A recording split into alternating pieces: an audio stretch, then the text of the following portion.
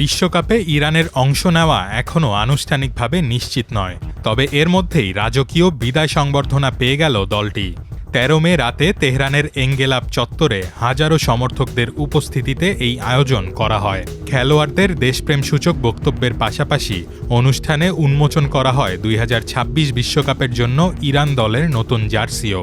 Iran football ফেডারেশনের সভাপতি মেহেদি তাজ রাষ্ট্রীয় টেলিভিশনকে দেওয়া সাক্ষাৎকারে একে গত ৪ বিশ্বকাপের মধ্যে খেলোয়াড়দের জন্য সবচেয়ে বড় এবং সেরা বিদায় সংবর্ধনা হিসেবে আখ্যা দিয়েছেন। আগামী ১১ জুন থেকে যুক্তরাষ্ট্র, কানাডা ও মেক্সিকোতে যৌথভাবে শুরু হচ্ছে এবারের বিশ্বকাপ। কিন্তু গত ২৮ ফেব্রুয়ারি যুক্তরাষ্ট্র ও ইসরায়েল ইরান জুড়ে বিমান হামলা শুরুর পর আঞ্চলিক যুদ্ধ পরিস্থিতির কারণে দলটির বিশ্বকাপ যাত্রা প্রশ্নের মুখে পড়ে। বিশ্বকাপের গ্রুপ পর্বে ইরানের ৩টি ম্যাচই অনুষ্ঠিত হবে যুক্তরাষ্ট্রে, আর ভিসা নিয়ে মূল শঙ্কাটা এখানেই।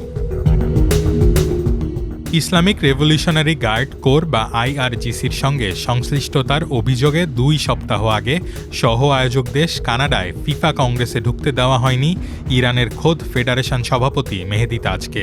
কানাডার মতো যুক্তরাষ্ট্র আইআরজিসিকে সন্ত্রাসবাদী সংস্থা হিসেবে তালিকাভুক্ত করে রেখেছে।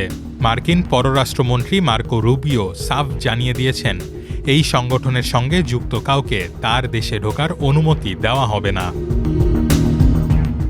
এমন পরিস্থিতিতে ভিসা নিয়ে চরম উৎকণ্ঠায় আছে ইরান। খেলোয়াড় ও কর্মকর্তাদের আমেরিকায় নিয়ে যাওয়ার পুরো দায়দায়িত্ব এখন নিয়ন্ত্রক সংস্থা ফিফার ওপরই ছেড়ে দিয়েছে তারা। ভিসা জটিলতার এই খবরের মাঝেই অবশ্য নিজেদের বিশ্বকাপ প্রস্তুতি চালিয়ে যাচ্ছে ইরান। প্রস্তুতির অংশ হিসেবে ২৯ মে তুরস্কের আনাতোলিয়ায় গাম্বিয়ার বিপক্ষে একটি প্রস্তুতি ম্যাচ খেলবে দলটি। তুরস্কে অবস্থানকালে সেখানে আরও একটি প্রীতি ম্যাচ আয়োজনের চেষ্টা চালাচ্ছে Iran football federation. Rohan Adnan, প্রথম আলো।